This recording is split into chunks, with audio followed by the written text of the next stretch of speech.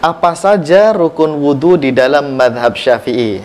Ini pertanyaannya menanyakan tentang rukun wudu khusus dalam madhab Syafi'i saja. Karena mungkin ya orang Indonesia ini mayoritas mereka bermadhab Syafi'i. Tentu saja ketika berwudu, mereka yang mengaku bermadhab Syafi'i di Indonesia ini harus tahu rukun wudu ya. Apa saja, dan sebelum kita mengetahui mengenai rukun wudu, perlu diketahui bahwasanya ketika ada yang bertanya wudhu saya ini sah atau tidak, maka yang kita jawab itu adalah dengan cara melihat apakah rukun wudhunya itu terpenuhi.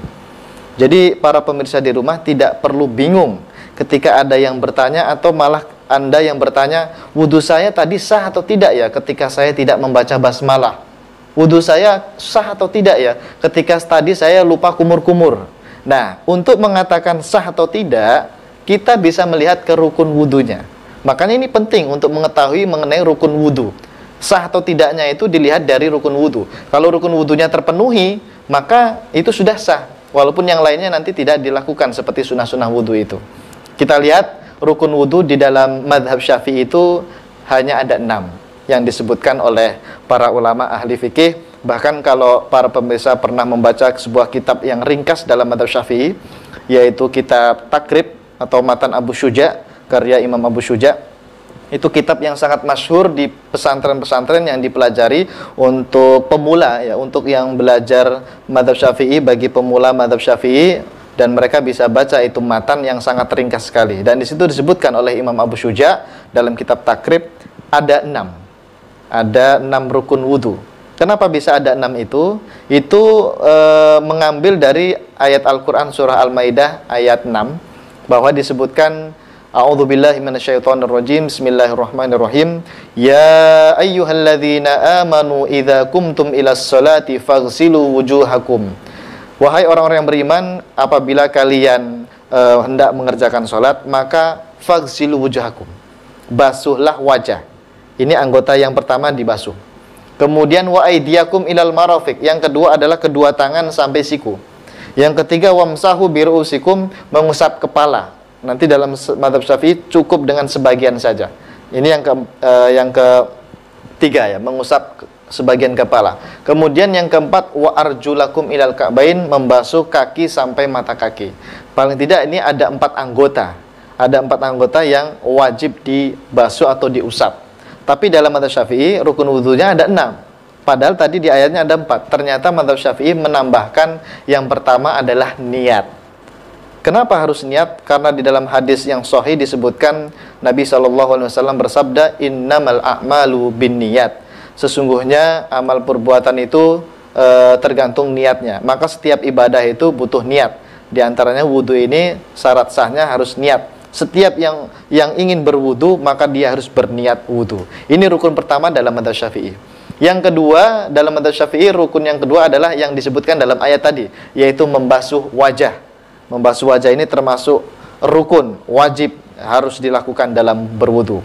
Kemudian yang ketiga adalah membasuh kedua tangan sampai siku ya, dari ujung sini sampai siku, dan sikunya ini harus kena. Kalau tidak terkena, hanya sebatas di sini saja, maka wudunya tidak sah. Dalam madhab Syafi'i harus kena semuanya. Kalau dilebihkan itu malah lebih bagus. Kemudian yang keempat, mengusap sebagian kepala. Jadi setelah wajah, kemudian kedua tangan sampai siku, mengusap sebagian kepala. Perhatikan redaksinya, sebagian kepala dan mengusap, bukan membasuh. Apa bedanya? Kalau membasuh itu mengucurkan air, ada airnya banyak gitu. Tapi kalau mengusap, kita cukup membasahkan tangan kita. Setelah basah, kemudian kita usapkan ke kepala, dan sebagian saja itu sudah sah dalam madhab Syafi'i. Kemudian rukun yang selanjutnya, membasuh kedua kaki sampai mata kaki. Ini yang disebutkan dalam ayat tadi yang paling terakhir, yaitu mengusap kedua kaki sampai mata kaki. Dan madhab Syafi'i menambahkan satu lagi, yaitu tertib. Jadi kenapa harus tertib? Karena di dalam ayatnya itu disebutkan berurutan, mulai dari wajah, kedua tangan, kepala, dan kaki ya. Bahkan dalam prakteknya, dalam hadis-hadis disebutkan Nabi itu tidak pernah disebutkan tidak pernah berwudu dengan dibolak-balik, kaki dulu baru kepala, itu tidak pernah, atau kepala dulu baru wajah, tidak. Minimal 4 ini yang berurutan. Makanya disebutkan tertib, harus berurutan minimal 4 rukun ini. Jadi ini ada 6 rukun di dalam mazhab Syafi'i yang para pemirsa harus ketahui bahwa ketika 6 ini kita lakukan dalam wudhu kita, maka wudhu kita itu sudah dianggap sah. Artinya tidak batal.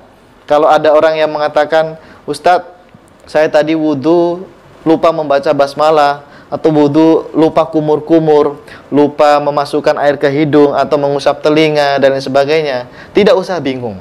Lihat saja, apakah hal itu ada dalam 6 rukun ini.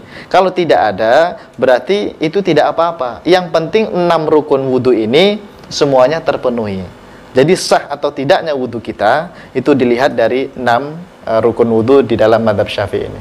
Demikian, inilah 6 rukun wudhu yang harusnya kita ketahui, khususnya bagi para jamaah pemirsa yang bermadzhab Syafi'i yang di Indonesia ini umumnya mengamalkan mazhab Syafi'i dalam masalah ibadah mereka. Demikian jawaban kami, mudah-mudahan bermanfaat.